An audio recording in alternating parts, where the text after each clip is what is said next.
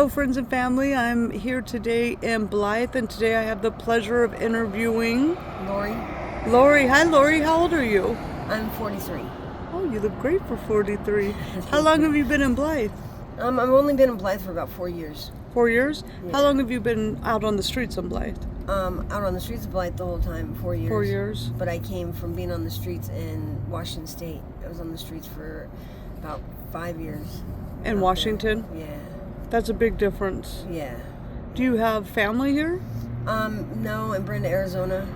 I got family. That's who I came to live with, was my mom, my dad, and my son. But it was too hard. I could tell it was too hard on my parents. So I just thought it'd be easier because they already got my son to worry about. And where are they at? Brenda, Arizona. How far is that from here? About 45 minutes. Okay. So no contact with them? No, I do. We see him for all the holidays. I talk to my dad about once or twice a week. Oh, good. My mom, not as much, but... And how old's your son? My son's 11. 11. Yeah. So, being out here on the streets, we're driving up and down and we see so much is closed out here. If you've been here for 4 years, just so much I see in the last 3 months that I've been here, so much is closed. I'm just curious, as far as the resources go out here, if you're out on the streets, is there anywhere for hot showers or hot meals? Not hot showers. They say there's a church that's open through the weekday for hot showers, but I have yet to see it. They say it's on 7th Street, but I've yet to hear about it or see it. Or there's churches that will go around and they'll deliver meals sometimes. And then there's the kitchen that's open Monday through Friday, but it's only open certain times. There's a food pantry open twice a month. Well, and someone else was telling me now that the food pantry is even requiring an ID you have to go ID to the now. food pantry. Yeah, so we can't get food. Or a proof of income Yeah. to get food from the food pantry. Yeah. So do you have ID? I don't. No. I don't. I've been having a hard time because I'm from Washington State, so I have to send for my birth certificate and my social security card, but that costs money. Right. I don't have the money to do that. That was my next question. If there's any businesses out here or resources to utilize that will help. The welfare office will give you a voucher for an ID card, but that's it. Like, if you can't, like I said, if you're not from the state and you have to send for your birth certificate, they won't help you. I even asked them if they had a copy of my ID and birth certificate, and they tried to tell me they didn't. They have to have it if I'm getting food stamps. Oh, yeah. But they said they didn't have a copy, that they couldn't give me one because they don't have it. How is the police department out here with the... When we first became homeless together, one of the police officers tried to tell us that we had to move across the state line there and by the river and go into Arizona because you can't freely. And I was like, no, we don't have to. You were asking us to. That's two different things. And so, no, I'm not going anywhere. You know what I mean? Why should I have to move my state because you don't have any resources, but you don't want homeless people on your streets? Well, all these abandoned houses that you have, why don't you open some of them up. Let some people have a place to live, Give us a second chance. And that's a big thing, when people don't realize when you're out on the streets, usually you're down and out. That's in enough a situation. But then if you do want to find employment or anything, it's really hard. When you don't have a place to shower, you don't have a place to get clean clothes. It makes it difficult. I see, some cities are better than others as far as the resources of helping. But do you know if there's any work programs here on Blythe? There's if you get TANF or if you get welfare, there's job search and stuff like that. But then again, you have to be on TANF, which means you have to have children in the house. And then they'll give you resources. They'll give you they'll help you with finding work. They'll help you with doing resume, interviews, all that. And then you can get this thing called GA, but you only get it for 3 months, and they don't require you to do anything for GA. So pretty much if you have kids, they'll help you, but you're not going to have kids out here on the streets. So it's just another loophole. Yeah. It's just they have a lot of help for women and children, or women and men that have families. They have a lot of help for them, but if you're just single out here on the streets, No shelters though, where you could sleep at night. No shelters. There's no shelters. And so I see a lot of these businesses are closing up. What about the existing businesses that are open? Are they pretty good? If you're, it's hot here, so you know the difference from where you came from to here. The temperature is like the complete opposite.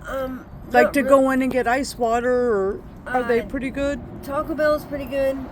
Denny's is pretty good, but like McDonald's has kicked us out because we're homeless. They won't even give water to us because we're home. Taco Bell won't let us use the restrooms because we're homeless.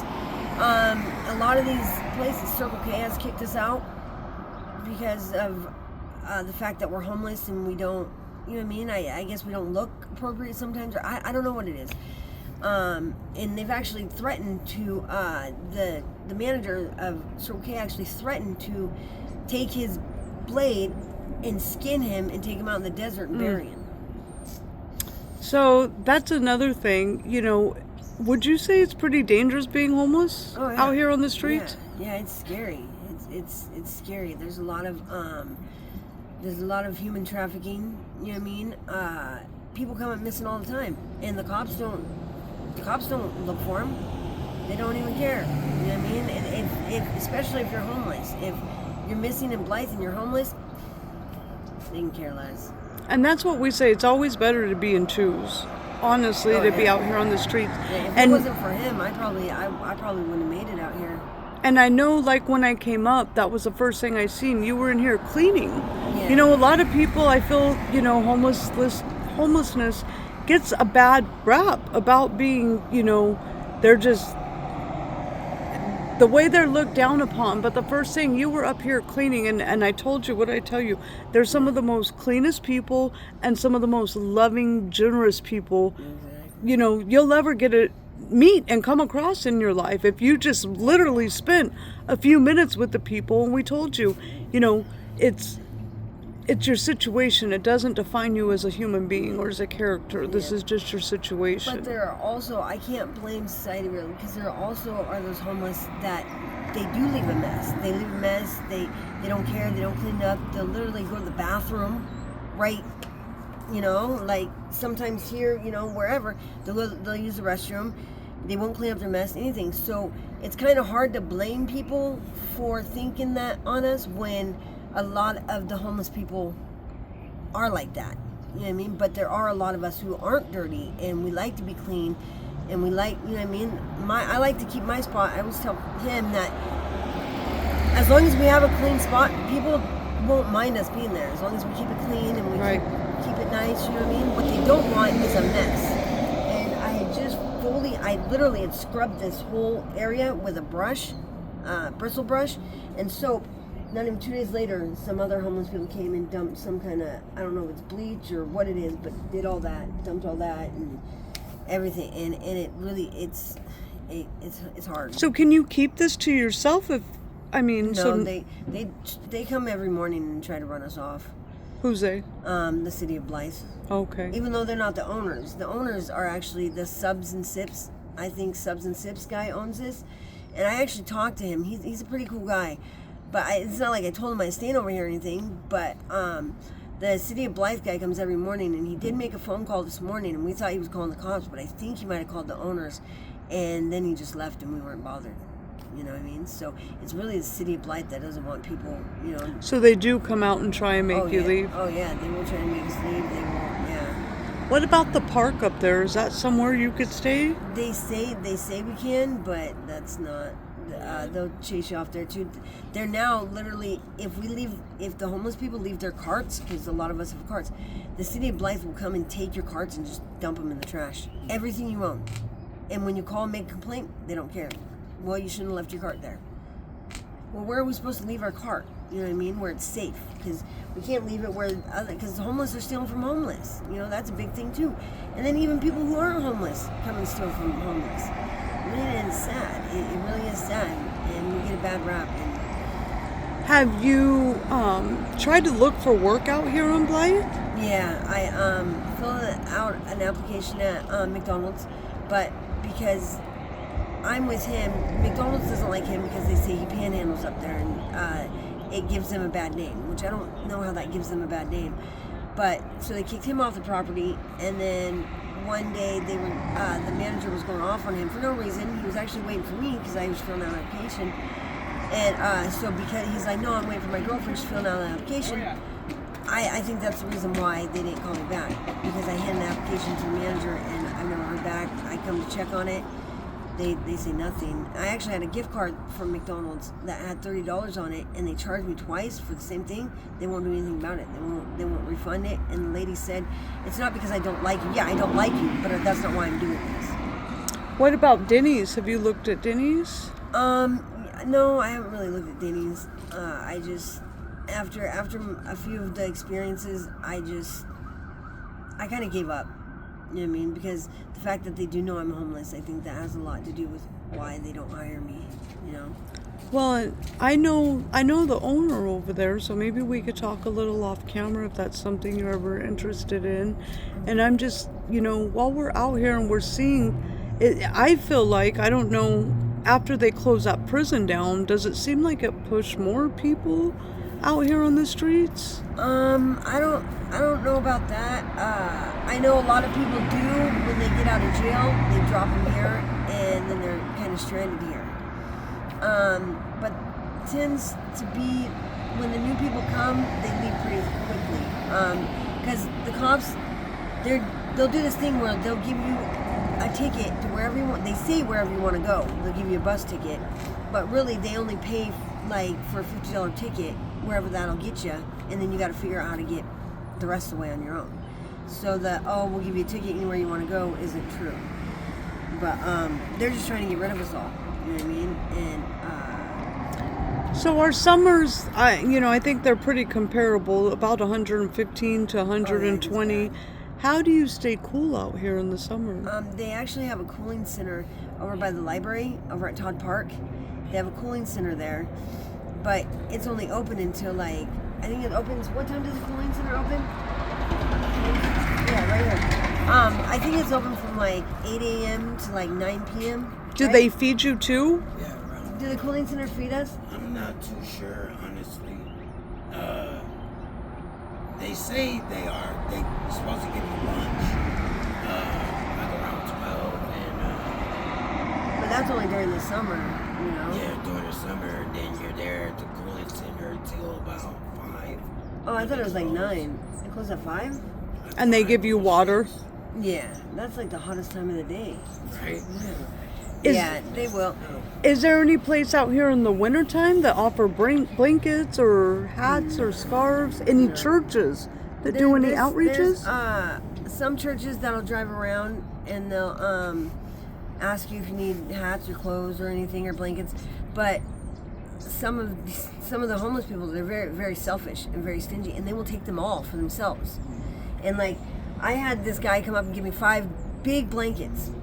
I passed them out to the other one. I don't need 5 big blankets. You know what I mean? I need 1 or 2 big ones and then a couple of small ones, and that's all I need. So we did take them all, but that was so he didn't have to drive around and pass them out. I just passed them out to the people I knew who needed them. You know what I mean? So, but the other people won't. They will get everything they can get, and they'll keep it to themselves. Would you say there's more women or more men out here in Blythe on the streets? More women, huh, Pumpkin? Yeah. More women? Yeah. And what about the probably drug of choice out here on the streets in Blythe? It's fentanyl right now. It's fentanyl. Fentanyl is big. Overtaking. Yeah, very much so. We've walked across so far. Yesterday and the day before, we came upon 2 different people ODing, and whoever they were there just either left them there or they did it by themselves, and it was too strong or something. But there's a lot of ODs. People are ODing a lot these days too, because they're just not being careful, or they just don't care, because that's how. I know there's been times, being out here, I've cried because some of these, either the cops or some of these businesses has just made me feel like just such a low down person, I'm just this horrible person for being homeless. And I've literally sat there and cried for hours, and he's had to, try to tell me, no, it's not you, whatever. And it's because it hurts, it does hurt. Well, and this is the purpose of our channel, is to bring awareness, and we like to say a little love, and it goes a long way. Just to ask someone, hey, how's your day going? Yeah. You know, just as long as people understand that at the end of the day, no matter what their circumstances are, we're all human beings, and we all should be entitled to that same love and respect. And so I just want to say thank you so much for just allowing us into your insight and, Yeah, you know, you're kind of what goes on. And in closing, do you have any closing words that you might want to say to anybody that might be watching this that could be or is going through the same situation you're in right now? Just stay strong. You know what I mean? The streets will break you. They will. The streets will break you if you let them. You just gotta stay strong and find somebody, whether it just be a friend or even a boyfriend. Find somebody that you can be with at all times, because it is scary out here. You know what I mean? People get abducted every day. Women get abducted, raped. You know, a lot out here. There's quite a few of them. Well, I just want to say thank you again, and we'll talk a little bit off camera, and we look forward to talking to you. Next time we're in Blythe, we'll come look for you and follow up with you. Yeah, Thank you. Thank you.